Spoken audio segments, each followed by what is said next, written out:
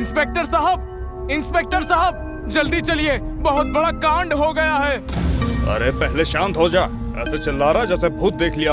उससे भी बुरा देखा है। जल्दी चलिए और अपनी आंखों से खुद देख लीजिए। तू क्या मुझे सड़ी हुई लाश की बदबू सूंघाने इधर लाया है? इसलिए तेरे पसीने छूट रहे थे। इंस्पेक्टर साहब, आप गुस्सा करने से पहले जरा इन लाशों को देख लो।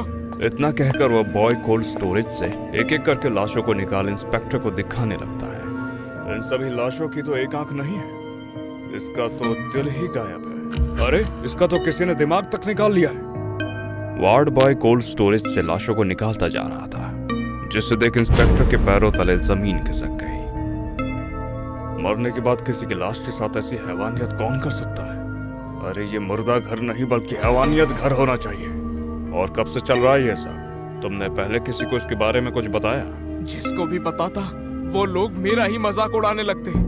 और इंस्पेक्टर साहब, इन सब के अलावा एक बात और है। जिन जिन लाशों के अंग गायब किए गए, वो लाश रात 12 बजे निकल जाती है और 4 बजे वापस आती है। ये क्या नई बकवास शुरू कर दी तुमने? अब भला लाश कैसे चल सकती है, हैं? तुमने शायद कोई बुरा सपना देखा होगा। तो अब आप भी मेरा मजाक उड़ाने लगे। लेकिन इंस्पेक्टर साहब, ये सब सच है। और अगर आपको यकीन नहीं आता तो आज रात आप खुद इस जगह पर रुककर देख लीजिएगा। इंस्पेक्टर और वार्ड बॉय मुर्दा घर के अंदर 12 बजने का इंतजार कर रहे हैं कि तभी एक घंटे की आवाज से सारा माहौल सुनसान हो गया। घड़ी में 12 बज चुके थे, जिसे देख वार्ड बॉय और इंस्पेक्टर की धड़कन थम सी गई थी। दोनों की नजर कोल्ड स्टोरेज पर थी कि तभी अचानक से एक एक करके कोल्ड स्टोरेज के बॉक्स खुलने लगे। देखा ना सर, मैंने कहा था ना, ये लाशें 12 बजे एक लाइन में कहीं जाती है। पर ये सब जाते कहाँ हैं? चल पता लगाते हैं।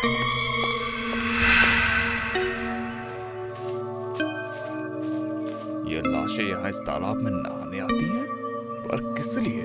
और ये सब कौन करवाता है? वो भी इन सभी से? इसका पता लगा कर रहूंगा। चलिए इंस्पेक्टर साहब, अब इन लाशों के लौटने का वक्त हो गया है। हमें अब यहाँ से चलना चाहिए।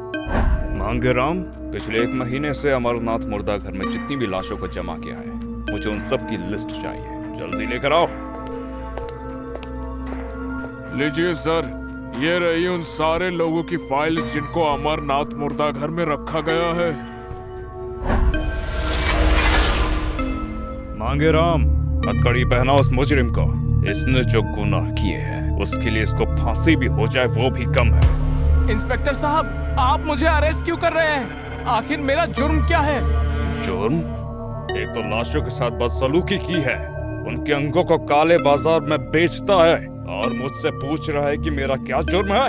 लॉकअप में 4 फटके लगेंगे तो तोते की तरह सब बोल पड़ेगा। सर गेंडे की खाल लेकर पैदा हुआ है, इसको मार मार कर मेरे पसीने छूट गए, लेकिन मजाल है जो ये एक अक्षर भी बोल दे। मैं तो थक गया, अब आप ही करो इसके साथ जो करना है। देख, मुझे पता है तेरा बाप इन सब के पीछे है। मैंने बहुत सी फाइलों में तेरा और तेरे बाप का जिक्र पढ़ा है, इसलिए अब सीधे से अपने बाप का पता बता, वरना मैं मारूंगा नहीं, सीधे मार ही डालूंगा। आखिर तुझे पता चल ही गया।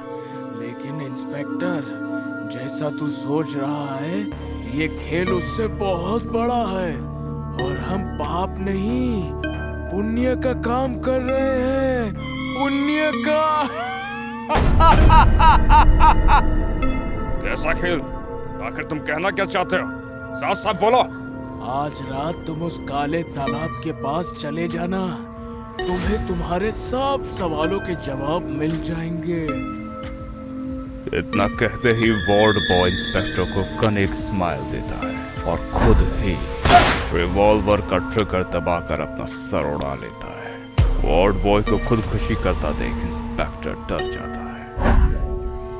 सर, रात के 1 बजे हम झाड़ियों के पीछे किस गैंगस्टर का इंतजार कर रहे हैं? मांगे राम, हम किसी गैंगस्टर का नहीं, बल्कि एक हैवान का इंतजार कर रहे हैं जो यहाँ कभी भी आ सकता है। इंस्पेक्टर बोल ही रहा था कि तभी एक लाइन से उसे लाशें तालाब की ओर आती दिखी, जिसमें सबसे आगे वार्ड बॉय की लाश चल रही थी। हवलदार ने जब लाशों को एक लाइन से चलते देखा तो डर के मारे उसके पसीने छूटने लगे। सर, ये मुर्दा लोग चल कैसे रहे हैं? और इनमें सबसे आगे तो वार्ड बॉय चल रहा है, जिसने आपकी रिवॉल्वर से खुदकुशी की थी।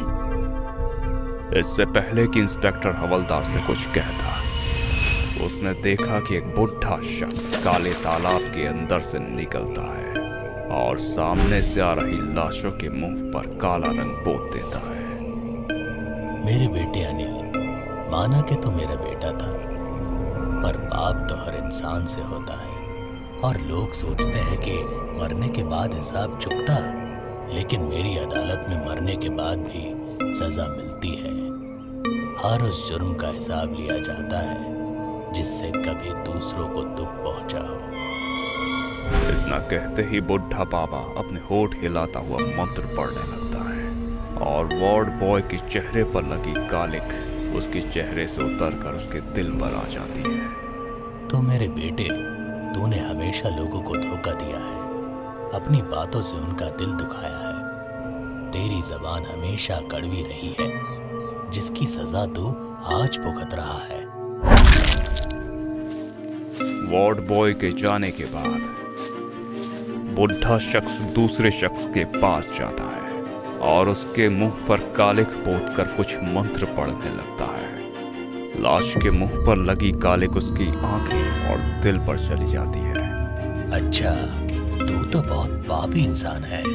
तूने हमेशा दूसरों पर गंदी नजर रखी और दूसरों के बारे में गलत सोचा।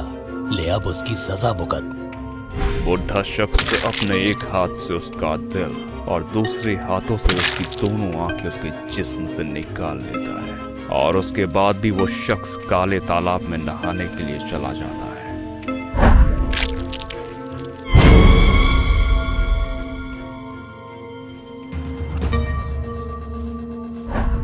बंद कर अपना घिनौना इंसाफ।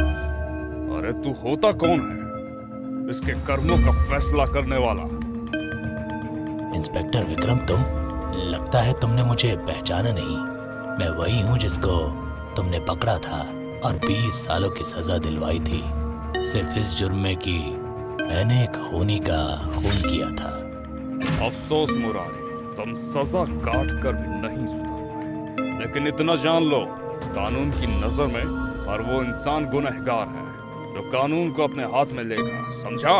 और लगता है तुझे फिर सजा मैं ही दिलवाऊंगा। अरे सजा तो तब दिलवाएगा ना जब तू जिंदा बचेगा। जाओ उस इंस्पेक्टर को मार डालो। मुरारी के इशारा करते ही वार्ड बॉय के साथ आए और भी लाशें किसी भूखे भेड़िए की तरह इंस्पेक्टर को मारने चल दिए। विक्रम भी लाशों को अपनी तरफ आता देख सतर्क हो गया। उसने तुरंत ही अपनी रिवॉल्वर निकाली और उन सभी के सर पर एक एक गोली मार दी, लेकिन उन लाशों को कुछ नहीं हुआ। वो इंस्पेक्टर की तरफ बढ़ते जा रहे थे। उन सब लाशों ने विक्रम को दबोच लिया। विक्रम भी जान के डर से छटपटाने लगा। मांगेराम विक्रम की मदद के लिए दौड़ा ही था कि वार्ड बॉय मांगेराम की तरफ बढ़ा और उसकी गर्दन को वार कर उसे मार डाला। विक्रम, कुछ सोच, अगर जल्द ही तूने कुछ नहीं किया तो ये लाशें तुझे भी कच्चा चबा डालेंगी। विक्रम अभी बोल ही रहा था कि उसे लाशों पर वो काला रंग दिखा और अगले ही पल विक्रम ने वो काला रंग अपने चेहरे पर पोत लिया। ये क्या किया तूने? तू जिंदा था, अभी मरा नहीं था। विक्रम ने जैसे ही वो काला रंग अपने चेहरे पर पोता, सारी लाशें अपने आप ही पीछे हट गई और लाशों के पीछे हटते ही विक्रम सीधा मुरारी के पास पहुंचा और मार मार कर उसका बुरा हाल कर दिया।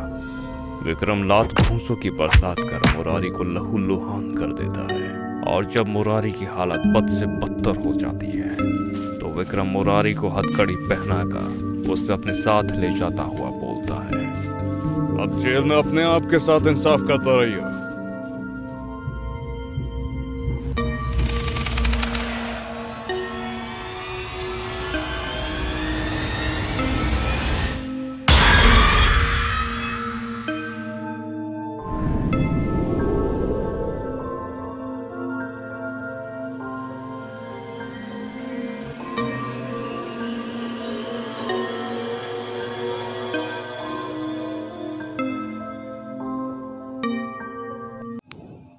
आप सबको मेरी तरफ से हैप्पी इंडिपेंडेंस डे। सबको मेरी तरफ से आज़ादी मुबारक।